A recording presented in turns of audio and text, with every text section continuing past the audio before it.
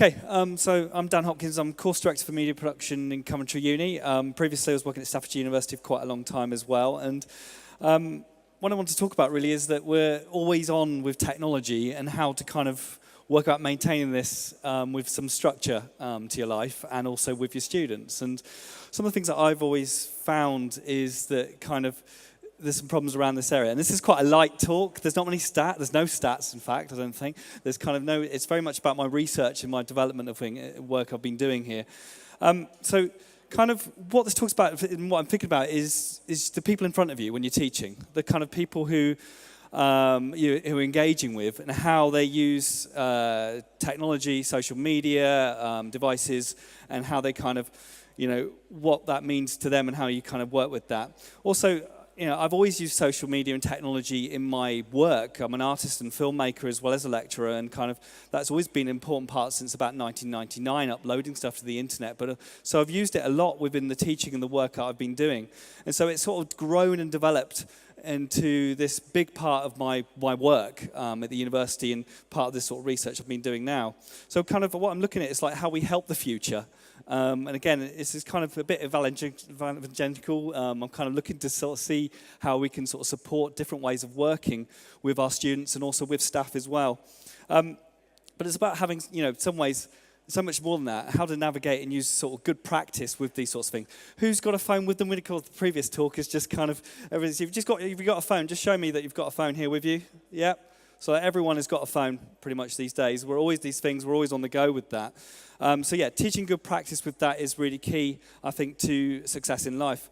One of the things that I think you should think about and we don't think about, we take them out of our pocket, we look at them all the time, and we're not actually thinking about planning our time with the technology and with the phones and with all sorts of technology and device. And so having a bit more time to think, well, I'm going to be offline now. I'm not going to look at my phone. I'm going to turn it over or I'm going to turn it off. I'm going to leave it in another room and not engage in the way that I'm continually on as such. And so sort of planning your time and what you can do with these screens is really important, I think. The next thing which comes into what I do is illusion and magic. You think, what do you mean illusion and magic? Well, it's to do with, I work in film production and with art. It's to work in TV. It's all about creating those illusions and that. And the internet, of course, is a development of this. There's a lot of stuff there which is not real. It's kind of always not believed to be real. And it's about looking at those sorts of things. So I've been working in that sort of environment for a long time and seeing this as kind of another part of that. And then kind of this quote hit me a while ago with my new appointment at Coventry, and kind of, one of the things our grandchildren will find acquainted about is that we distinguish the digital from the real and the virtual from the real. And this really helped me sort of develop this sort of lightning talk, was kind of like, well, actually, if we see it all as real, then it completely changes how we use these things. I think we see emails and speaking on the phone is a real sort of context and brief, but then sometimes we don't always see things within, say, Twitter or Facebook as a real thing.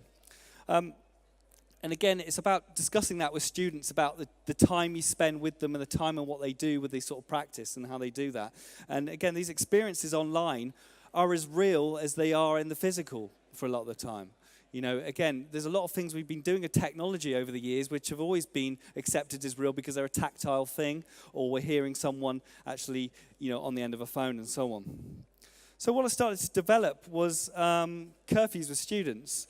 How did this happen? It's kind of, for me, the internet has always been work, as you've probably got the idea.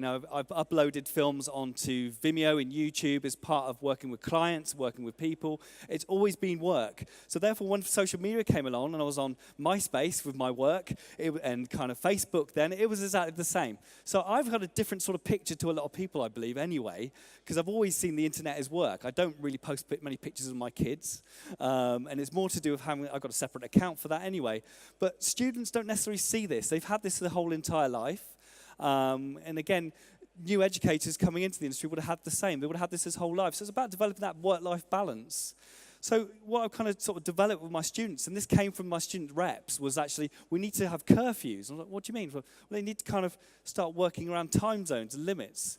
And so this is what I did with my students. With my students at Staffordshire University, we kind of started limiting times, and we sort of played and experimented with kind of like, right, well, there are no posts on our closed Facebook group between outside the hours of 9 and 5, or there's going to be no one reacts to your post because there's outside of the curfew. And it's about kind of developing those sorts of restrictions and those rules, and that really helped. It really kind of stopped the anxiety of students feeling they needed to be on, and also staff as well. Staff felt that they didn't have to reply to posts when there was one on there, and also it sort of gravitated across the whole course to develop a kind of a way of working, which meant that people could have a break and have a time off. And this is staff and students. And again, no group posts at weekend or chats at the weekend. The students want this communication. They want to be using things like Facebook and Snapchat and these things, and they love it when staff do it. They think, wow, they're down with us. They understand what we're doing, even though we always kind of do, really. Again, it's those sorts of barriers where when you create these restrictions, it really helps develop those sorts of things. Also, it works with their future and developing a culture of sort of, you could say, the myth of 9 to 5. But again, what we want to develop really is that we are all having a good, healthy work-life balance, don't we? You know, we don't want necessarily to be working all the time, which a lot of us are. So back to that sort of quote, and again, it's William Gibson, a kind of, a legend in science fiction. But again, a lot of this fiction becomes real, and I think very much now we are in the real. So kind of my sort of thing is, don't think it's different. Kind of see this as real activities in your life. You're only in the office for a certain amount of time, usually from 9 till 5. But then what happens with work is it carries on after that, and it's a more virtual thing anyway. So to do, some of these things that I could suggest is kind of basically thinking about what you want. What do I mean, think about what you want? Well, essentially, what do you want to hear about when it comes to notifications on your phone? What do you want to be involved in? Turning these notifications off. Actually, don't, kind of look at your phone and actually spend some time thinking about all the apps and the things, all the kind of education apps, as well as the actual things like Moodle and Blackboard and what they send to you, and actually think what you want to come through. And again, this is something you should explore with your students, this kind of work balance and kind of looking at what you want to do. So, what you want to hear about and what you want to be involved in is really key here. Also, going to rather than reacting. Some interesting points yesterday, the keynote about sort of email, and I'd really love to know what we can get to replace email, and because email's quite reactive, and we're quite reacting to things that come in. Oh God, I've got to reply to this, got to sort this straight away. And actually, realizing and having curfews and times to work when you can react into when it's important, and also not reacting sometimes. You want things that are outside of certain time zones, kind of being strict with yourself. Many times I see staff who are busy working at 7 in the morning, posting stuff out, and I think, well, does that create a good image of yourself? Does it kind of really relate in that way? Keep things into certain times, and it might actually help you with your own work-life balance with that. And reacting really to when it's really important, because there will be certain cases. I tell my students they can ring me any time, but if it's outside the hours of 9 to 5, I won't pick up. You can leave me a message if it's really kind of urgent to do a life and death situation, and of course I'll get back to you, as anyone would. But kind of trivial things, please, I will get back to you in the normal work hours.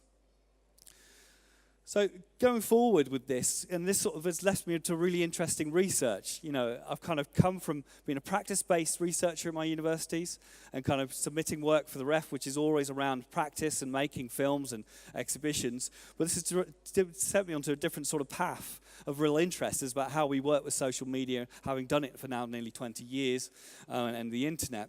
So I've looked at the texts and the books out there, and again, these are sort of things that kind of comes up when you look at this sort of digital wrongness, you could say. And there's some of the texts here.